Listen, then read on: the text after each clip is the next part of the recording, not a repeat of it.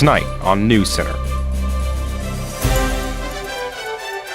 MSU's Fall Festival and Halloween events from around campus. We spotlight a few students at MSU, and we talk about the growing concern of mold on campus. All this and more tonight on NewsCenter.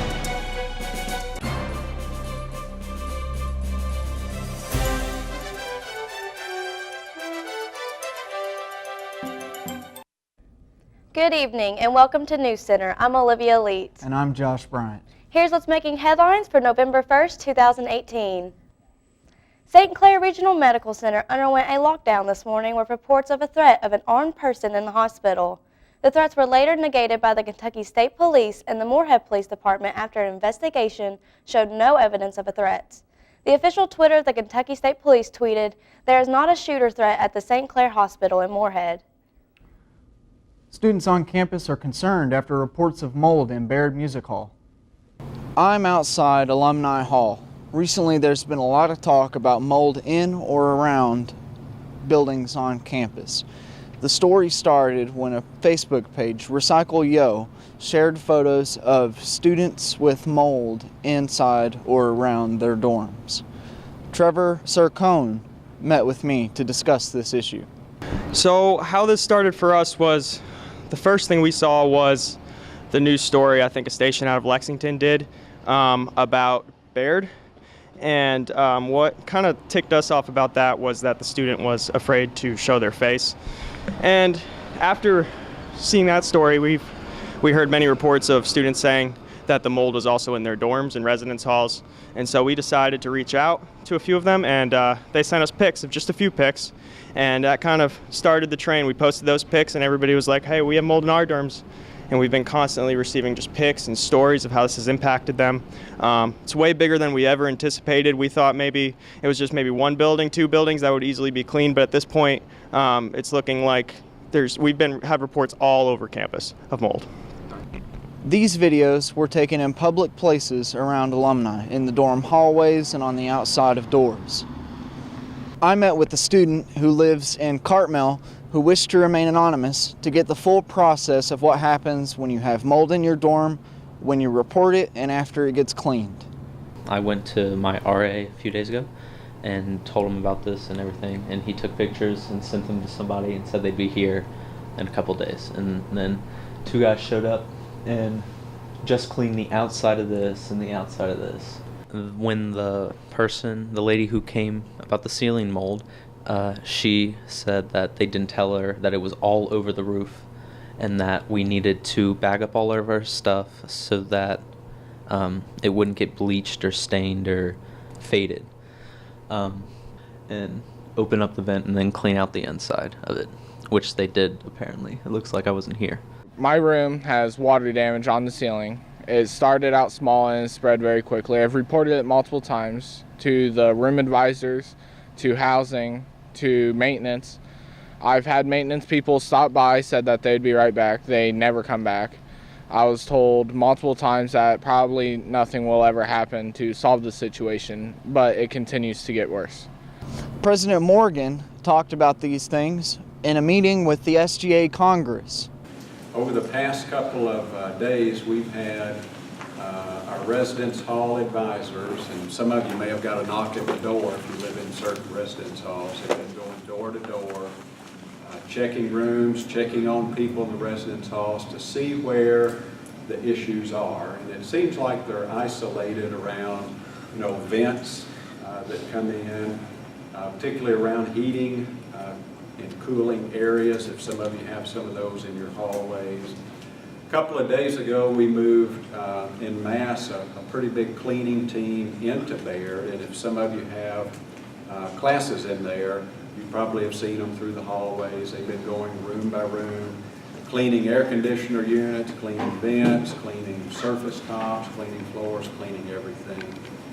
In the residence halls, we have shifted a lot of our, we call them BSTs, or building service technicians. Essentially, they're the folks that do a good job in cleaning our buildings. We have shifted a number of those out of other buildings on campus and put them in 3 or 4 of the residence halls where we seem to to be having the bulk of our problems, and it's, quite frankly, some of our older residence halls. We have also hired just recently some extra folks who are contracted, a contract cleaning firm. If you have mold in or around your dorm, be sure to contact your RA so maintenance can handle it. I'm Josh Bryant reporting for NewsCenter. Open enrollment for 2019 Kentucky healthcare plans opened today. Enrollment will run from November 1st until December 15th. Those who are already enrolled will be automatically re-enrolled if they choose not to make any changes to their current plan. The Kentucky Cabinet for Health and Family Services encourages Kentucky residents to check their status and says current holders and potential enrollees can learn more about their plan options at events being held statewide. Information can also be received by calling the state-based call center at 800-318-2596. On Tuesday, students of Morehead State University gathered on campus for the first ever Fall Festival. Students played Connect 4, pumpkin ring toss, and they even painted pumpkins to get themselves into the Halloween spirit.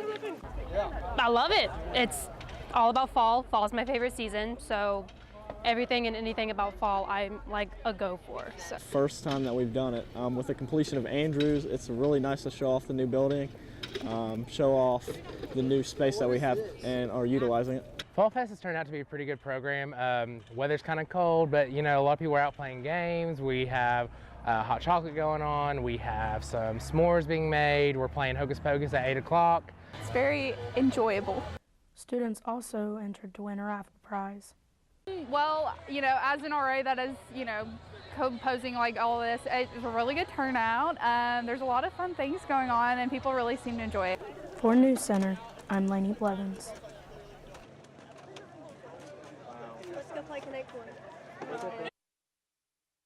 Hall and Alumni Tower. It was open to all students in the surrounding dorms. Now it's time for a weather preview of Kyle. Kyle, what's the weather like today? So today we're expecting, as you've seen, some rain, and that's going to continue throughout the night and a little bit into the early morning. Yeah. The temperature, we've been sitting around like the 50s and 60s, probably early 60s, late 50s, and you can kind of expect that throughout the week as well. It's going to get a little better when it comes to rain. We're not going to have as much rain probably not till Monday or Tuesday of next week. Well, that's good. Yeah. Awesome. Don't Little expect break to from the rain. rain. There's some slight chances on Sunday, but nothing big. Okay, well, thank you. And when we come back, we have an interview with Parker Pelosi, the treasurer of the MSU student organization Spectrum.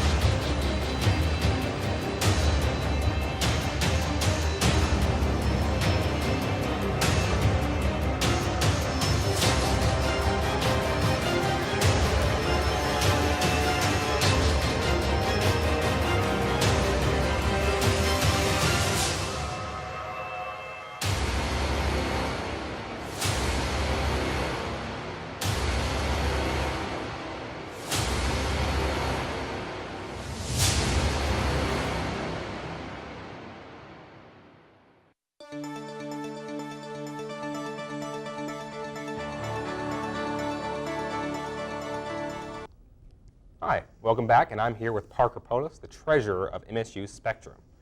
So, how are you doing today, Parker? I'm all right. How are you? I'm doing well. So can you give us a little brief overview of what is Spectrum?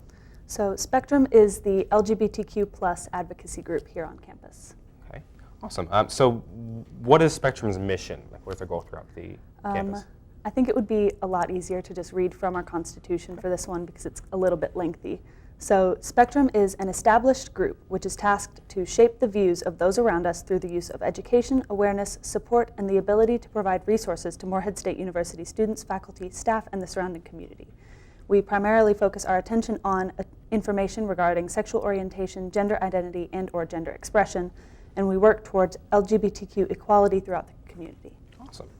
So what goals does Spectrum have, and what do they want to see for like growth, for example? example, over the campus?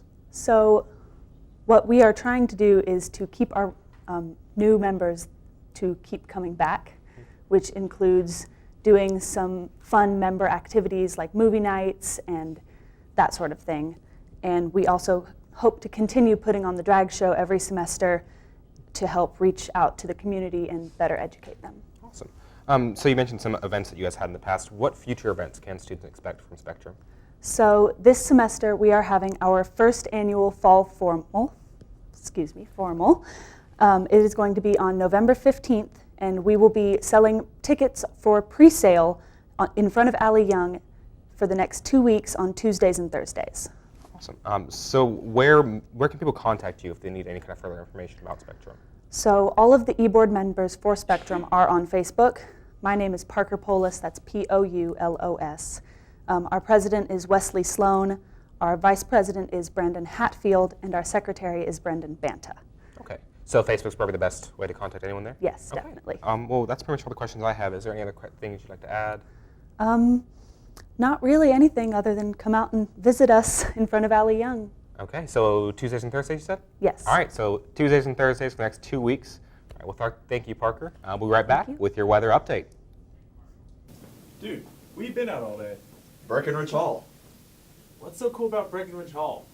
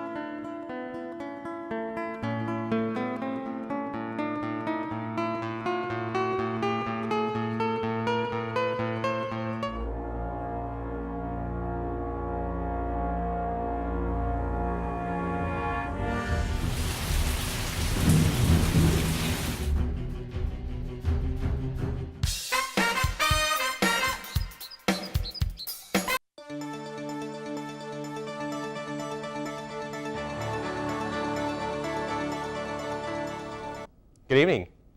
I'm Kyle King here with your weather update. So, we're going to talk about today's conditions. So right now, if you take a look here, we have a 67-degree weather, and it has been rainy. If you've been outside, you probably noticed that much. We have a humidity of 70%, winds of 12 miles per hour. So that's today. So let's take a look at the record temperatures. So right now we're sitting at 67, which is close to the normal high. The normal high for this time is about 65 degrees. The normal low is about 41. We've kind of been teetering between 50 and 60, so we're close to that normal. Usually we're there. The highest back in 1935 was 84 degrees, so pretty high, and the low of 16 degrees back in 23. So we're nowhere near those. All right, and then take a look at our temperature map. So here in Moorhead, we're about 67 degrees, but if we jump right down here to Lexington in the south, we're sitting about 64 degrees. Even south in London, 62. Ashland at 64, Frankfurt at 63, and then all the way here in Paducah, right over there, we have a low of 50 degrees, so pretty cold in Paducah. All right, let's look at tonight's forecast. So you can expect partly cloudy skies with a low of 46 degrees and a 70% chance of precipitation. So I'd go ahead and expect some rain for tonight with sunset around 6:33 p.m. So tomorrow's forecast, it's going to be a mostly cloudy day, about a high of 50 degrees. About 8 a.m. is when sun is going to happen. So it's going to be a little bit colder than it was today, but nothing too bad. So for the 7-day forecast, tomorrow there's going to be a high of 50 and a low of 39. Saturday, a high of 58, a low of 41. Sunday, high of 64 and a low of 49. Monday, high of 67, low of 55, and you can expect about a 50% chance of showers on there. And then you have Wednesday. So Wednesday is about 55 with a low of 50. And we're going to kick it over to sports with Braxton.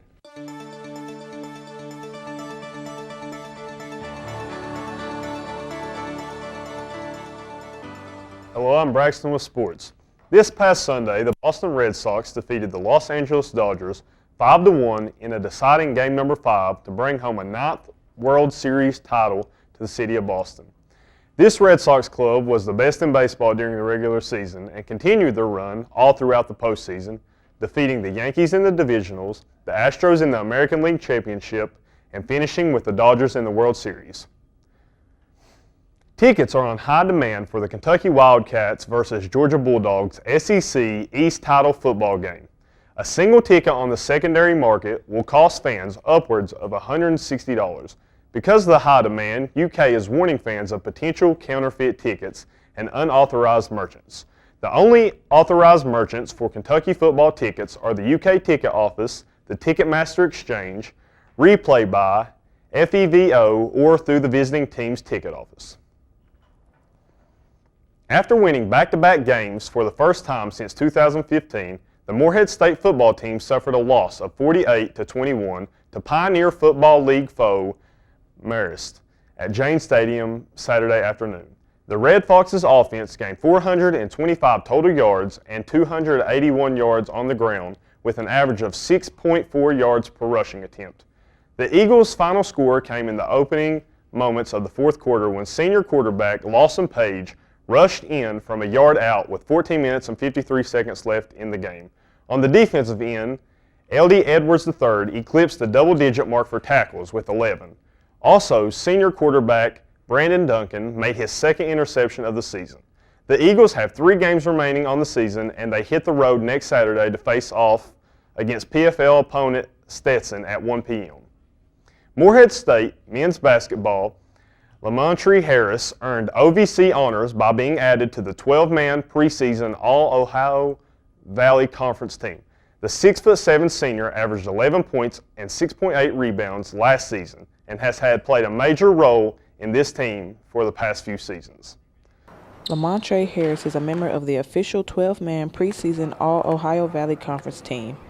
The 6'7" athlete from Louisville, Kentucky finished the 2017-18 season with averages of 11 points and 6.8 rebounds per outing. He also led the team at the free throw line, hitting 86% of his free throw tosses. For his career, Harris is 80% accurate from the stripe. Being picked preseason all-conference OVC, it's a good feeling, but it's still a lot of work to be put in.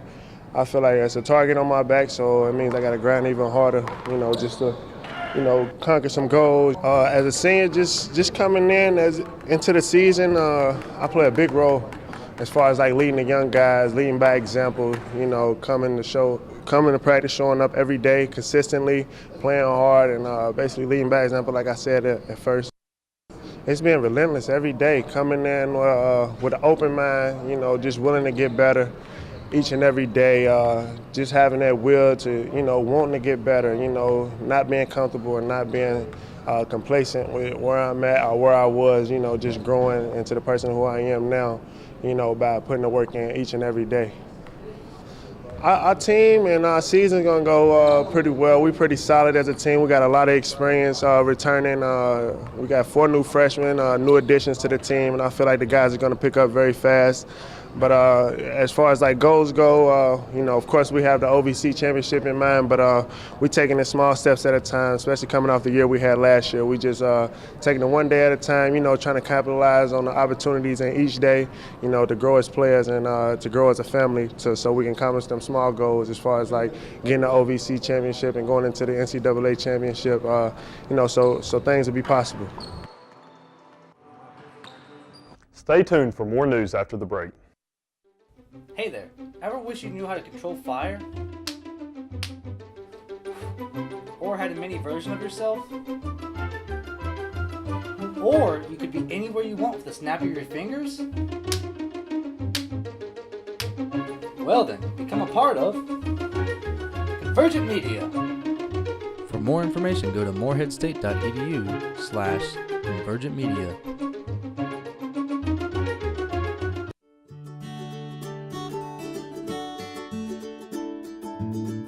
We don't care where you are from. We support you. We need you. We love you. In Morehead State University, we major in diversity. We need you. We love you. A man has been accused of shooting 2 individuals inside a grocery store in Louisville, Kentucky. Gregory Bush was indicted Wednesday for 2 counts of murder. The shooting allegedly took place a week ago at a Kroger store in suburban Louisville.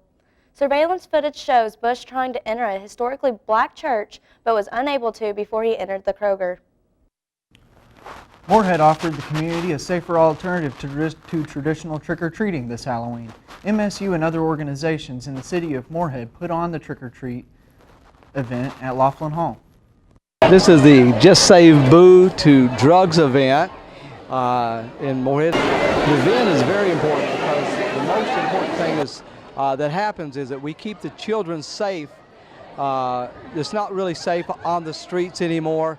There's a lot of tainted candy, a lot of pedophiles. So our purpose here tonight is make sure that all the children stay safe through this event. Plus it's an anti-drug event.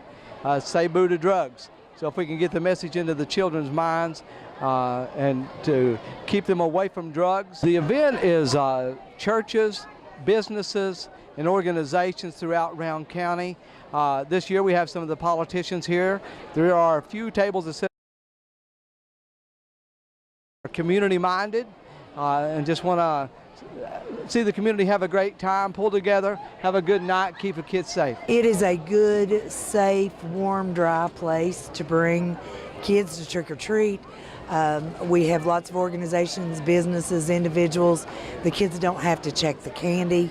It's all very safe, and it sends a very good message to stay away from drugs, and that's the whole point of having this, is to tell kids that drugs are not the way to go.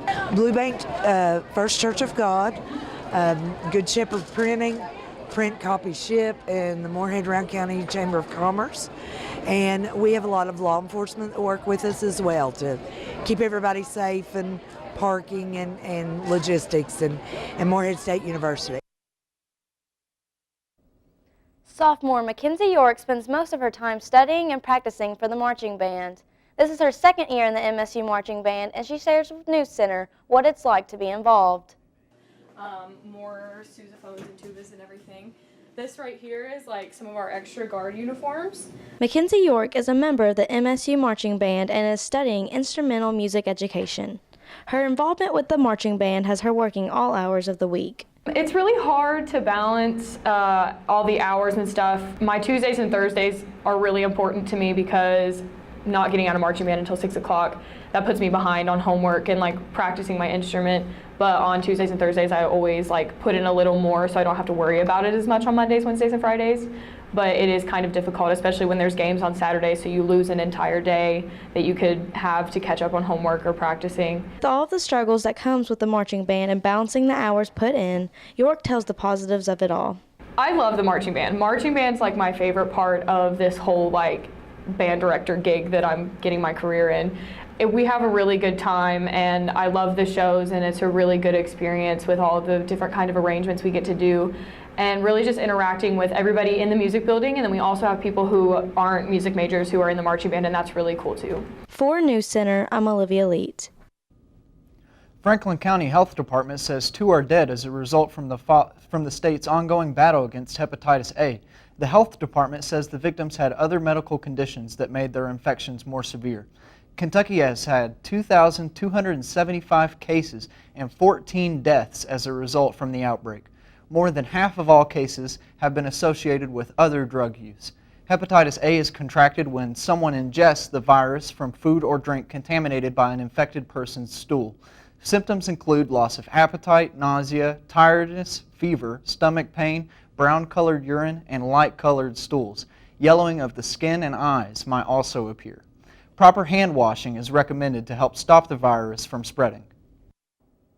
The Southern Cherokee Nation of Kentucky is visiting Moorhead State November 7th to host a Native American Heritage Month. They will be selling handmade Native American merchandise as well as presenting workshops. Students can learn about the Native American history and create their own dream catchers.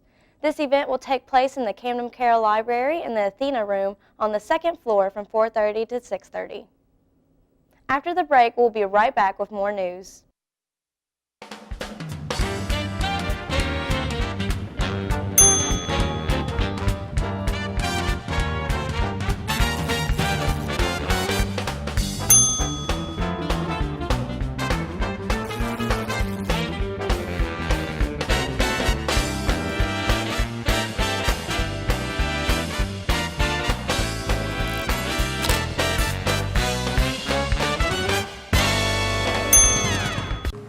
Want to lose weight but don't know where to start?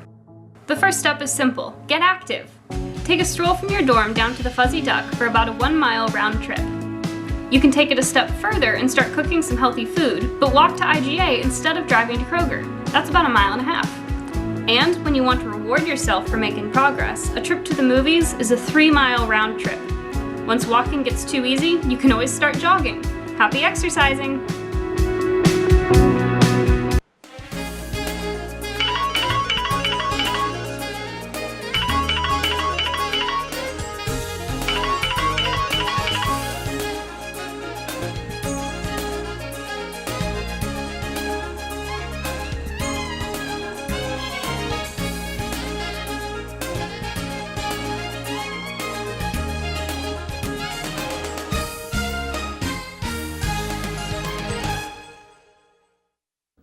Last night, Lexington held a candlelight vigil to honor the lives lost during the synagogue mass shooting in Pittsburgh. Suspect Robert Bowers was indicted on Wednesday with 44 total charges. Bowers ended the lives of 11 people and injured 6. Federal prosecutors plan to seek the death penalty for Robert. U.S. Attorney Scott Brady says their office will spare no resource and will work with professionalism, integrity, and diligence in a way that honors the memories of the victims. Bullitt County High School in Shepherdsville, Kentucky was put on lockdown Wednesday morning after a suspended teacher came onto school grounds. Shepherdsville police arrested Dusty Witherspoon when she showed up to Bullitt Central High School after being suspended. Bullitt County Schools attorney Eric Ferris states that the district took the precaution by putting students under soft lockdown because the safety of the students was never in question. Witherspoon is charged with terroristic threatening and criminal trespassing. She's currently booked in Bullitt County Jail. Early Tuesday morning, 3 siblings were hit and killed by a pickup truck as they were boarding a school bus. The crash happened around 7:30 a.m. in Fulton County. The driver of the truck has been charged with 3 counts of reckless homicide along with 1 count of passing a school bus with its safety arm extended. A 4th child, not related to the 3 killed, was injured and airlifted to a Fort Wayne hospital. He suffered multiple broken bones and injuries. The school where the children attended have deployed all school counselors to meet the emotional needs of anyone needing it. The Kentucky Utilities Company is requesting the Public Service Commission of an 8.1% increase to its electric rates. Company spokesperson Daniel Lowery says the increase would equal to 32 cents a day or $9 a month, and KU needs it to continue investing in infrastructure upgrades. Lowery also states the ultimate goal is to reduce interruptions for our customers and keep the lights on for people. It is currently unknown when the Public Service Commission would approve this rate change. KU doesn't plan to change rates until the May 2019.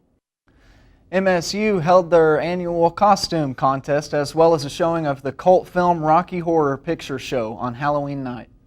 MSU Department of Art and Design, the Kinkle Endowment, and Spectrum and Emerging Arts Leaders of Eastern Kentucky.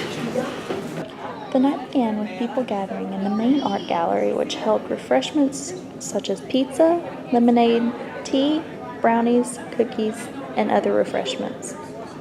People were allowed to sign up for the costume contest, which would take place at 7 p.m. Spectrum also had a booth set up. They were promoting their first annual Winter Formal, which will take place November 15th. The Ebon Blade will prevail!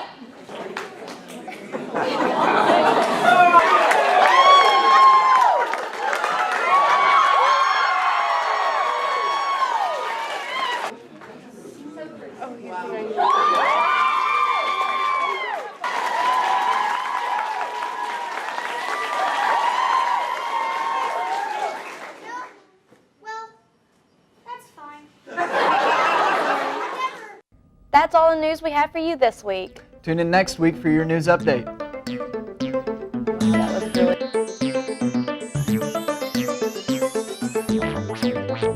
really